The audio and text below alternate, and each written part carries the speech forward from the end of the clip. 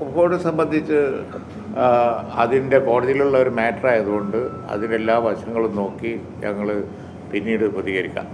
അപ്പോൾ ഓരോ കാര്യങ്ങൾ വരുമ്പോൾ അപ്പോൾ പ്രതികരിക്കാം, കുഴപ്പമില്ല. പക്ഷേ കോടതിയിലുള്ള മാറ്ററൊക്കെ ആകുമ്പോൾ കൊടുത്ത അഫിഡവിറ്റ് എന്താണ്, അതിൻ്റെ ഇമ്പാക്റ്റ് എന്താണ് എന്നൊക്കെ നോക്കി ഞങ്ങൾ പിന്നെ അതുമാത്രമല്ല വഖഫ് ബോർഡ് നോമിനേഷൻ ചെയ്യുമ്പോഴാണല്ലോ ഇനി ആരൊക്കെ വേണമെന്ന് തീരുമാനിക്കേണ്ടത്. പുതിയ വഖഫ് ബോർഡ് നോമിനേറ്റ് ചെയ്യേണ്ട ഒരു ഘട്ടം വന്നാൽ അപ്പോൾ ആ ഘട്ടത്തിൽ അത് സംബന്ധിച്ച് ചർച്ച നടത്തി തീരുമാനിക്കും. ഈ ഘട്ടത്തിൽ അതിനെ സംബന്ധിച്ച് ഇപ്പോൾ ഞങ്ങൾ അഭിപ്രായം പറയേണ്ടതില്ല. ഞാൻ മറുപടി പറഞ്ഞു കഴിഞ്ഞു.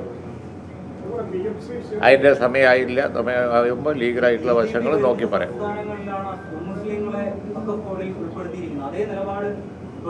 ഇത്രയും കാര്യങ്ങൾ ഞാൻ പറഞ്ഞില്ലേ, കുറേ ഒരു ഗവൺമെൻറ് പെർഫോമൻസ് പാർട്ടികൾ അതിനെപ്പറ്റി ഒന്നും ചോദിക്കാറില്ലേ. ഒരു ചോദ്യം ചോദിച്ചു, അതിന് ഞാൻ മറുപടി പറഞ്ഞു. ഇനി അടുത്ത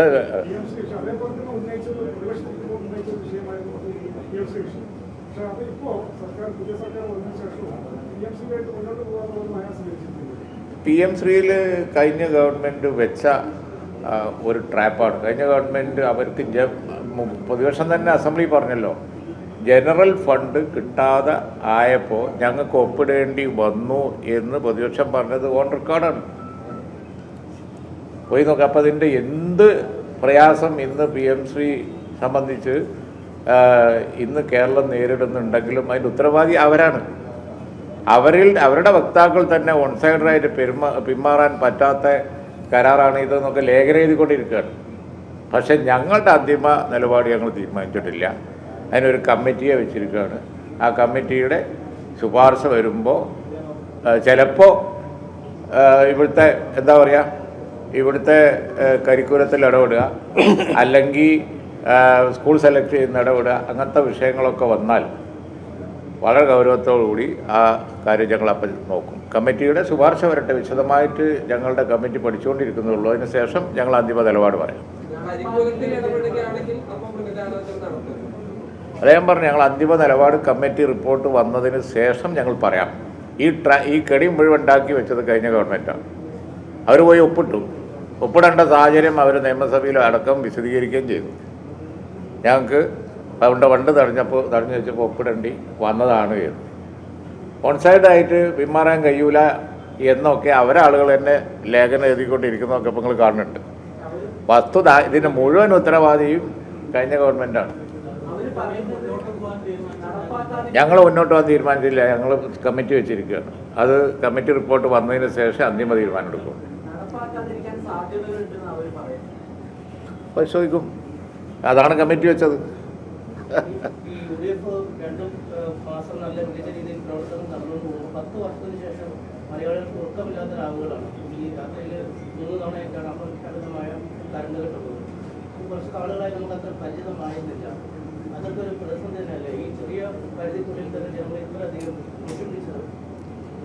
അല്ല, ഈ ഇപ്പോഴത്തെ വന്നിരിക്കുന്ന പ്രതിസന്ധി വരും.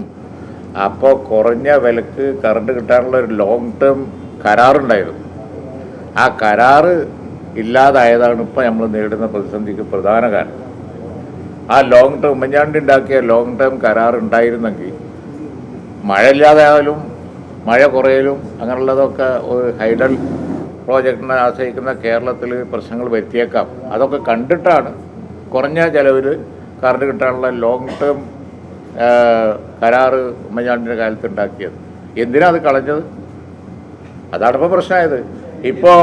ഇപ്പോൾ ബോർഡ് പറയുന്ന അതല്ലേ, കറണ്ട് കിട്ടിയ വിലക്ക് വാങ്ങിയാൽ വല്ലാതെ ബുദ്ധിമുട്ടോ ജനങ്ങളിലേക്ക് ട്രാൻസ്ഫർ ചെയ്യേണ്ടി വരും. അതുകൊണ്ടാണ് ചെറിയ പ്രതിസന്ധി ഇപ്പം നമുക്ക് വന്ന് പെട്ടിരിക്കുന്നത്. അപ്പോൾ കർക്കിടക മാസം പറഞ്ഞിരിക്കുകയാണ്, മഴ കിട്ടുമെന്ന് നമുക്ക് വിചാരിക്കാം, ശുഭാപ്തിവിശ്വാസികളാവുക. കഴിഞ്ഞ കാലം LDF ഇരുന്നുകൊണ്ടാണ് മഴ പെയ്തത് എന്ന് പറഞ്ഞുകൊണ്ടിരിക്കുന്നതിൽ വല്ല കാര്യമുണ്ടോ? അത് സ്ഥാപിക്കലാണെങ്കിൽ ഉദ്ദേശം എന്നുണ്ടെങ്കിൽ പിന്നെ ഞാനെന്ത് പറയുന്നത്, കഴിഞ്ഞ കൊല്ലം ഇടതുപക്ഷ ഗവൺമെൻറ് ഇരിക്കുന്നത് കൊണ്ടാണ് കൂടുതൽ മഴ പെയ്തതെന്ന് ഇപ്പോൾ ഞാൻ പറയണോ?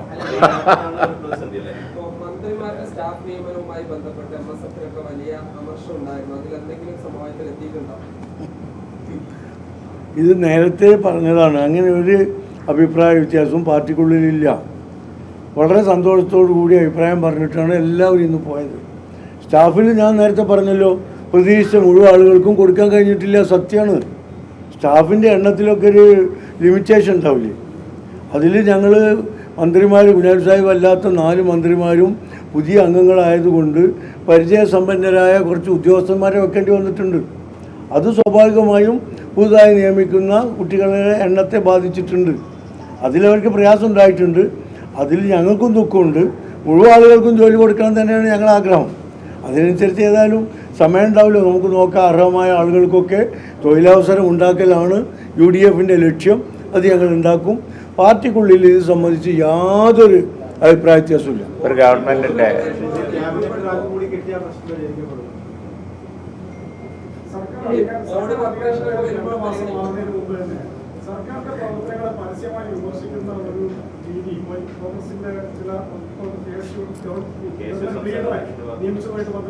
ഇല്ല, ഇപ്പൊ കോൺഗ്രസിന്റെ പിന്നെ ആഭ്യന്തര കാര്യങ്ങളായി ചർച്ച ചെയ്യപ്പെടുന്ന പ്രശ്നങ്ങളിൽ ഇടപെടാൻ ലീഗ് ആഗ്രഹിക്കുന്നില്ല.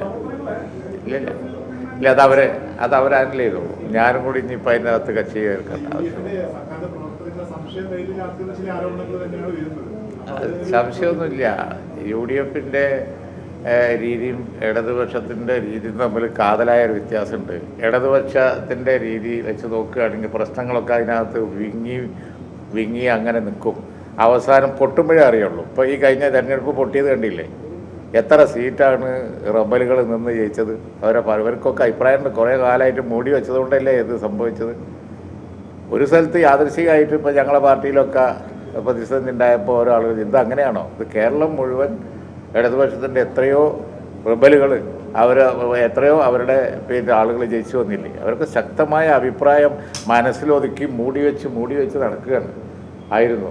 ഞങ്ങൾ UDFൻ്റെ ഒരു ശൈലി കുറച്ചൊക്കെ പിന്നെ ചർച്ച നടക്കും. ജനാധിപത്യപരമായ ശൈലിയാണ് ഞങ്ങൾ. അതല്ലേ നിങ്ങൾക്കും നല്ലത്.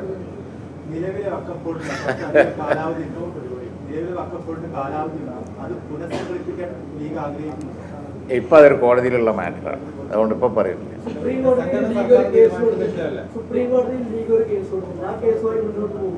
ഒരു നിമിഷം വേണ്ട. ആ കേസ് ഇല്ല, ദുർബലമാക്കാതെ ഞങ്ങൾ നോക്കിക്കോളാം. ഒരു നിലക്കും ആ കേസ് മാറില്ല. ഞങ്ങളുടെ അഭിപ്രായം തന്നെ മതിയല്ല.